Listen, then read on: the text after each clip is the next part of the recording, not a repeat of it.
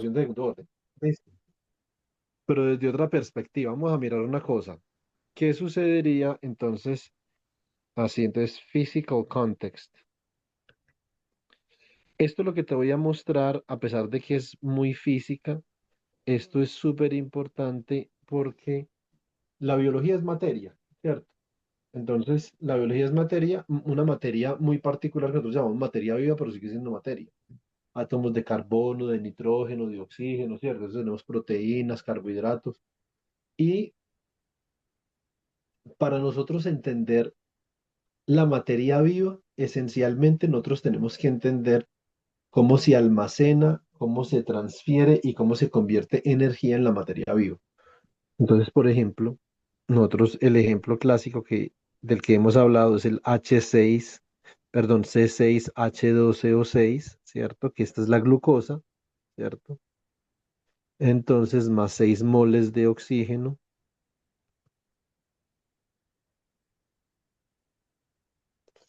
Esto entonces produce energía más 6 moles de dióxido de carbono más 6 moles de agua, ¿cierto?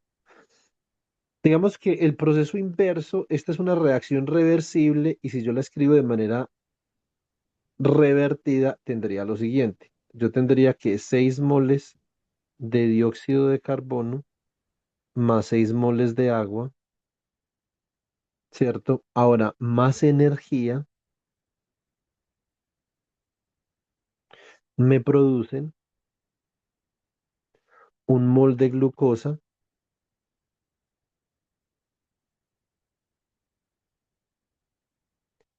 este mol de glucosa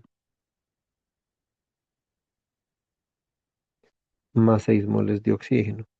Digamos que la primera reacción de arriba es lo que nosotros conocemos como la oxidación de la glucosa.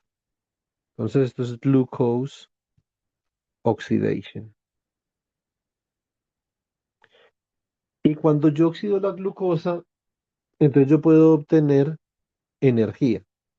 La segunda reacción química, y digamos que esto sí es más conocido, pues que la pan de yuca, ¿sí o no? Entonces, la segunda reacción es muy conocida, se llama fotosíntesis. Entonces, tú recibes, ponle cuidado, tú vas a recibir energía solar acá y en presencia de dióxido de carbono y de agua, esa energía solar va a quedar almacenada en este mol de glucosa y va a producir oxígeno, ¿cierto? Esto es esencialmente lo que sucede en la planta. La planta nos produce oxígeno a través del proceso de la fotosíntesis y almacena esta energía del sol, la deja almacenada en los enlaces de la glucosa, ¿cierto? Entonces, esto es almacenamiento de energía química, ¿sí o no? Mm, hay diferentes aspectos de la energía, entonces energy, que son interesantes para uno como biólogo, pero por ejemplo, yo, o sea, yo cómo podría explicar, si yo quisiera explicar el almacenamiento de energía en moléculas, en sistemas, yo cómo podría hacer eso. Eh, digamos que una forma para yo explicar el almacenamiento de energía es con resortes, ¿cierto? Yo, por ejemplo, eh, podría considerar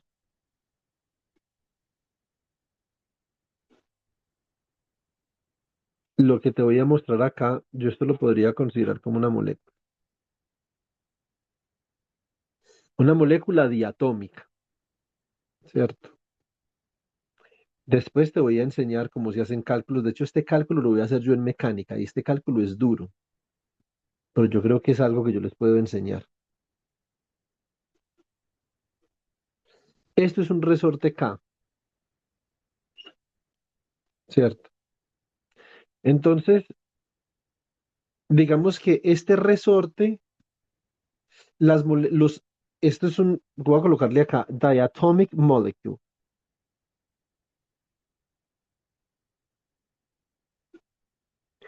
El hecho, Valentina, de que yo esté representando esta molécula de dos átomos con un resorte no significa que hayan resortes, significa que el efecto del resorte me puede a mí permitir modelar la vibración molecular, ¿cierto? Molecular vibration. Entonces, realmente el resorte, que es algo que nosotros vimos en el laboratorio, es muy importante desde el punto de vista conceptual porque nos permite modelar diferentes efectos bajo los cuales las moléculas absorben y emiten y almacenan energía, ¿cierto? Entonces, por ejemplo, esta molécula con este resorte se le puede asociar una energía de disociación. ¿Eso qué significa? Que esta es la energía requerida para mantener los átomos juntos, es decir, para que la molécula exista. Entonces, esta va a ser la energía potencial como la función de la separación de los átomos R. Va a haber, si la separación de los átomos, mejor dicho, para yo mantener esos dos átomos muy juntos, es decir, cuando la separación es cercana a cero, yo necesito imprimirle muchísima energía a esa molécula para mantener los átomos juntos. ¿Sí ves? En la medida que yo los separo, entonces la cantidad de energía necesaria va a comenzar a ser más pequeña, miércoles.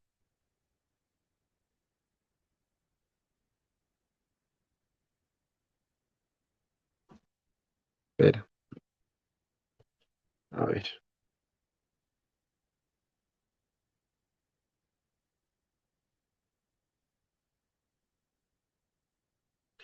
Y para mantenerlos infinitamente separados, ya cuando la molécula se ha disociado, uy, esta gráfica, Valentina, me quedó tan fea. Espera un momentico.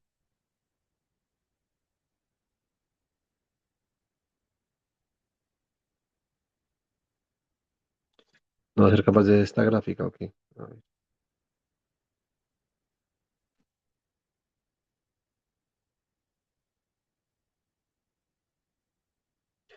Muy bien, entonces para mantener los átomos separados a una distancia infinita, yo necesito energía cero, ¿cierto? Eso es, digamos, eso está claro. Pero, digamos, el punto de mayor estabilidad de esos átomos, es decir, el punto de mayor estabilidad de esa molécula, se va a dar acá. Voy a llamar esta distancia R sub cero. Y esta es una distancia alrededor de la cual esos átomos comienzan a vibrar. Ellos están vibrando alrededor de esta distancia, ¿cierto? Entonces acá, cuando los átomos se encuentran a esta distancia, esa sería, diga, lo puedes pensar como una longitud natural del resorte o de la elongación del resorte, ¿cierto? Esto se llama el potencial de Lennard-Jones. Se llama Lennard-Jones Potential porque es energía potencial. Lennard-Jones Potential Energy. La puedes buscar si quieres.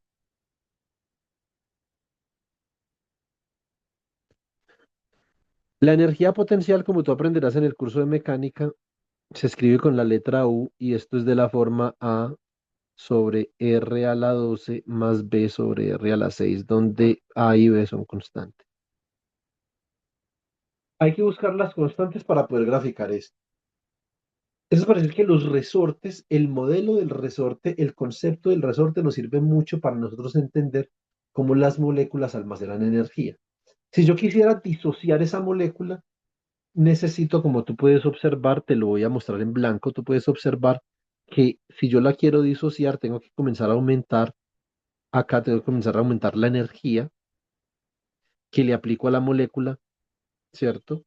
Perdón, si los quiero juntar demasiado, tengo que comenzar a aumentar la energía que le aplico a la molécula para que los átomos estén más juntos. Esa energía que yo le aplico a la molécula para acercar los átomos, Valentina, es una molécula es una energía que va a quedar almacenada en la molécula. ¿Qué moléculas son energéticamente activas? Por ejemplo, la glucosa, ¿cierto? La fructosa también, aunque es muy difícil extraer energía de la fructosa. Eh, tenemos otros tipos de moléculas de las cuales nosotros podemos extraer energía. Por ejemplo, el octano, que es la molécula base de la gasolina, también es una molécula energéticamente muy activa. Si yo quisiera disociar la molécula, entonces tengo que hacer que los átomos se separen, ¿cierto? Entonces, esta energía de acá, que es una energía negativa, siempre es negativa porque la energía de estabilidad en los sistemas siempre va a ser negativa. Es decir, los sistemas se estabilizan a la energía más baja posible. Mira que acá tenemos un mínimo de energía.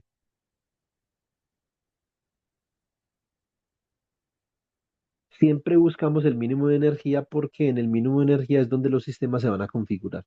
¿Cómo sé yo, por ejemplo, que el agua tiene esta configuración a 104,5 grados? Porque a esta configuración, la energía potencial de todo este sistema, que es oxígeno, hidrógeno, hidrógeno, esa energía potencial va a tener un mínimo para esta configuración.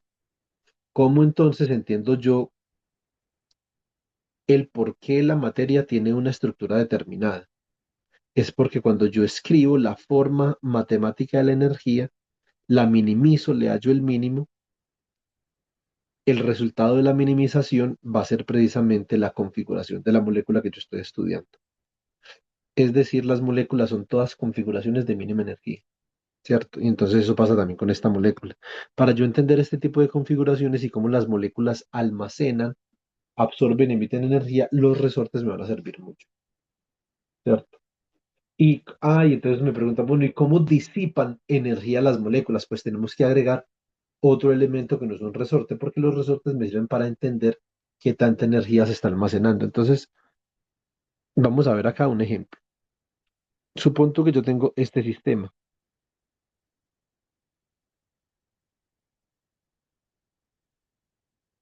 Esto es un resorte, ¿vale? Y yo lo voy a atar acá a una masa. Listo. Esta es una masa de valor M.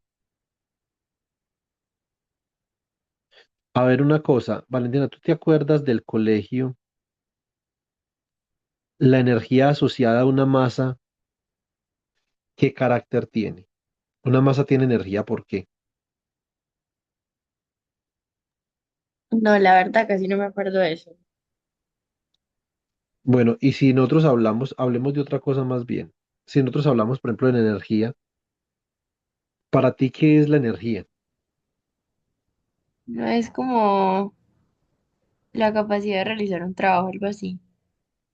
Sí, pero eso yo lo dije en clase, si no me equivoco. Pero ¿qué piensas tú? ¿O estás de acuerdo conmigo? No, pues yo estoy de acuerdo con usted, porque, ¿por qué qué? Porque si no estoy mal, para cada como tipo de movimiento o así hay un tipo de energía. Entonces, por ejemplo, para los resortes viene siendo la energía elástica, ¿no es? Sí, Y así, espérense, pero es que y así. Me gustó ese argumento de y así. Ese lo voy a utilizar más de seguido. A ver, es que mi perrita estaba molestando. ¿cómo se llama tu perrito? Akira. Akira, ok. Entonces vamos a mirar una cosa.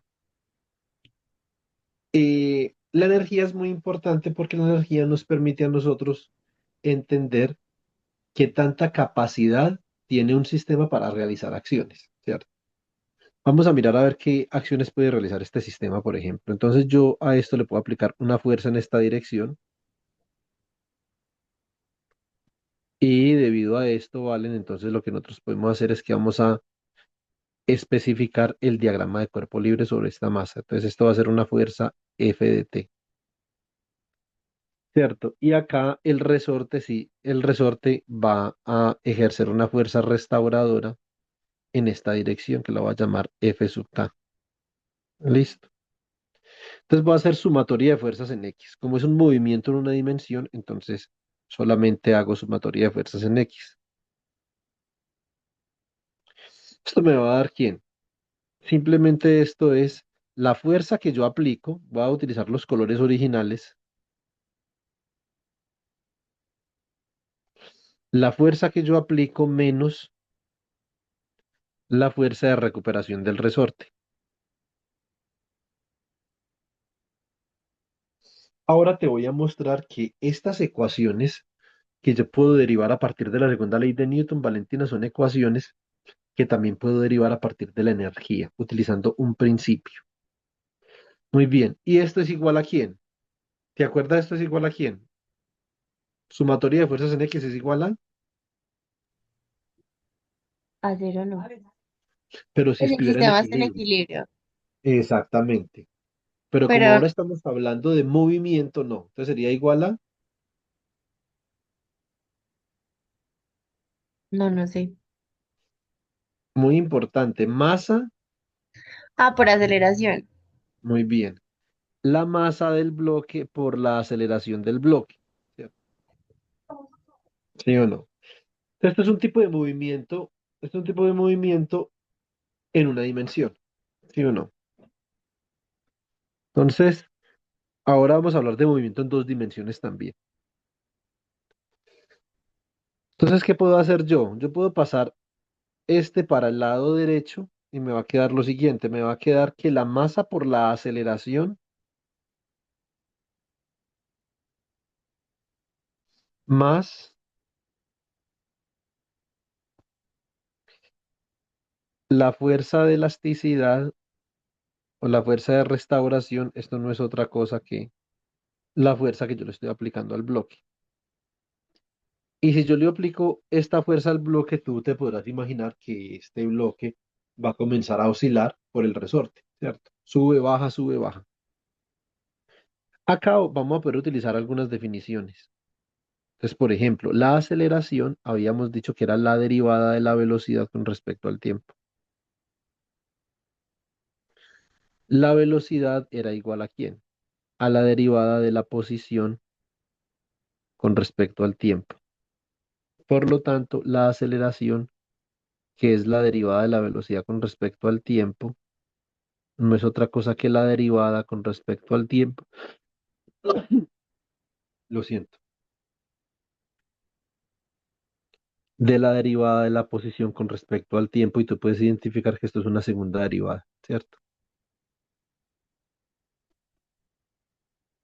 Bueno, Chela, me toca. Ah, bueno, ya voy. Vale, espera, yo empujo el carro de mi cuñada, no me demoro.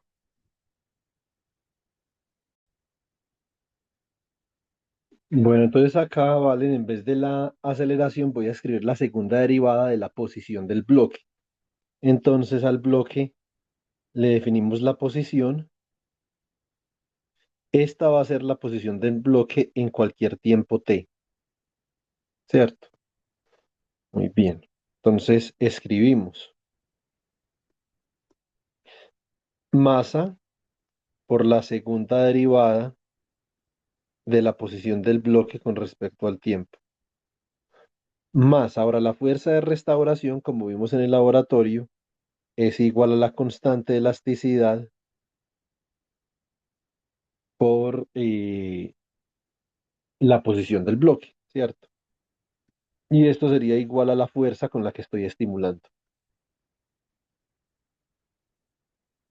Voy a dividir por la masa. Dividing by the mass, we write.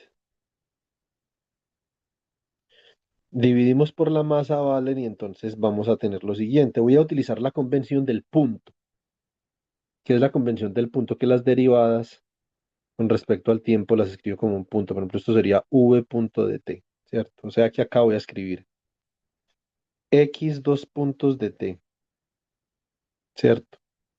Más la constante del resorte sobre la masa por x de t, igual a f de t. Bueno, este tipo de estructura, ¿valen? ¿Cómo es que la llamamos? Eso no es una ecuación diferencial. Sí, esto sí es una ecuación diferencial, exactamente.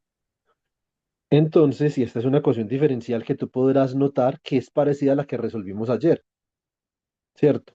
Mira, sino que aquí estaba esbozando los elementos matemáticos necesarios, pero mira que esta es una ecuación parecida a esta. Lo que pasa es que esta es una ecuación con X y acá la estamos resolviendo con T. Digamos que con T tiene mucho más sentido. Pueden haber osciladores en el espacio y osciladores en el tiempo, en ambas, ¿cierto? Entonces, pero acá esto es un oscilador en el tiempo, porque la posición de la masa está cambiando acá con respecto al tiempo. Listo, muy bien. Ahora entonces yo escribo, let's define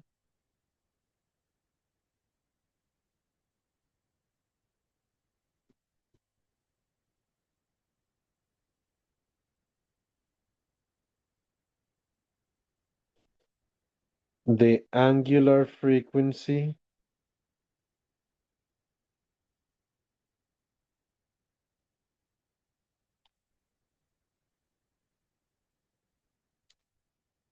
as follows.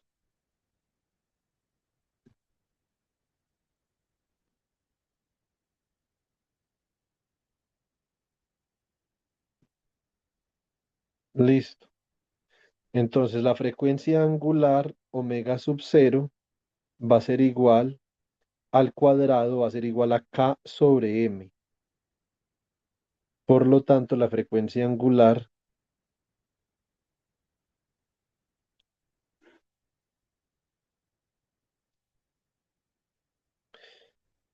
es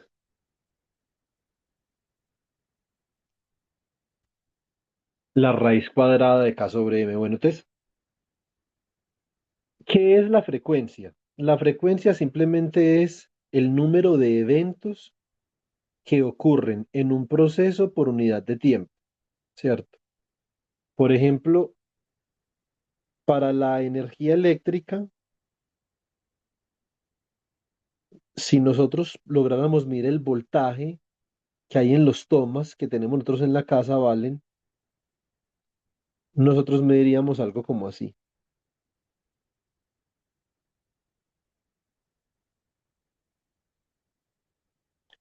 Esto es un seno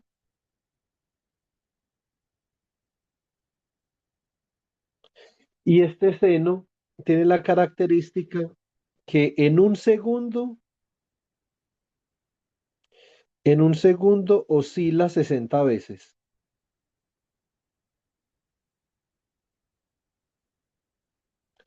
Eso significa que la frecuencia es igual a 60 hercios.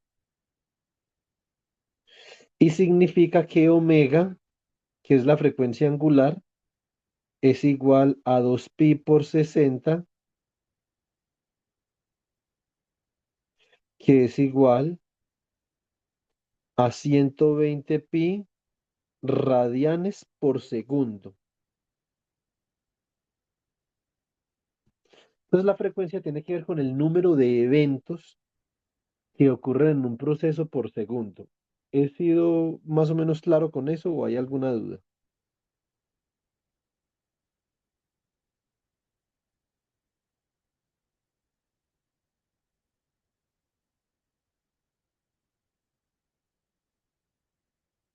Hola, ¿me escuchas? Pero bueno, le puedo escuchar lo último del entrecorto. Bueno, ¿hasta dónde me escuchaste? Hasta lo de que la frecuencia era igual a la raíz. Mejor dicho, o sea, como 2 horas de interrupción. Entonces, bueno, pero entonces permíteme vamos a hacer el dibujo mejor. Listo. Eso no es problema. Hagamos el dibujito otra vez.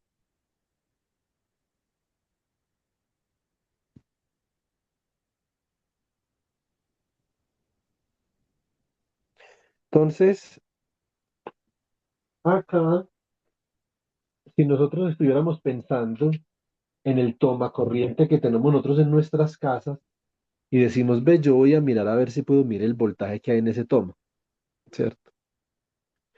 El voltaje va a ser o va a tener un perfil sinusoidal.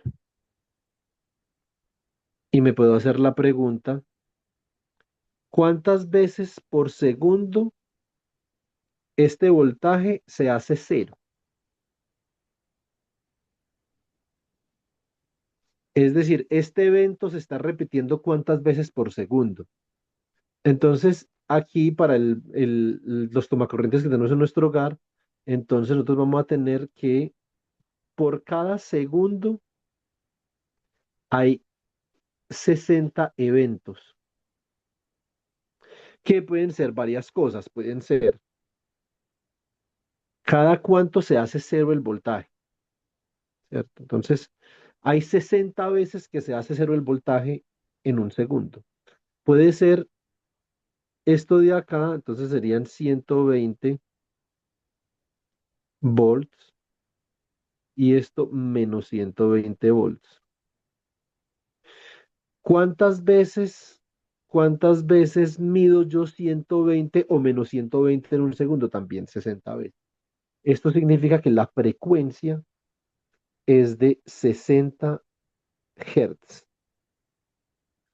Entonces, si estamos hablando del periodo, entonces vendría siendo uno. No.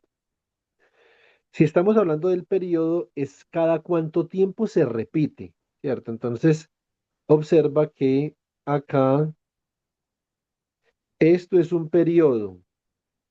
¿Sí ves, Valen? Esto es un periodo. Ah, ok. Esto sería otro periodo.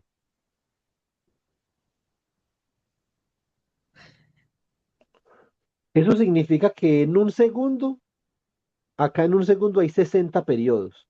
¿Sí ves? Que es lo mismo que eventos. En un segundo hay 60 periods. Por lo tanto, el periodo es igual a 1/60 segundos. ¿Sí me explico? Ujú.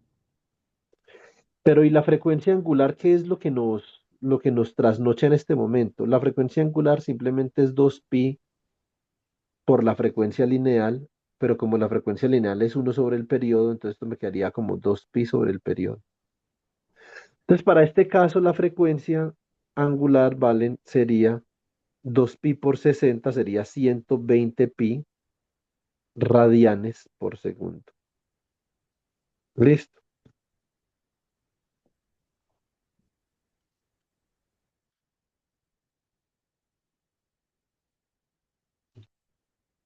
Y a ese término es al que yo hago referencia acá, y así yo puedo reescribir la ecuación diferencial. Entonces, differential equation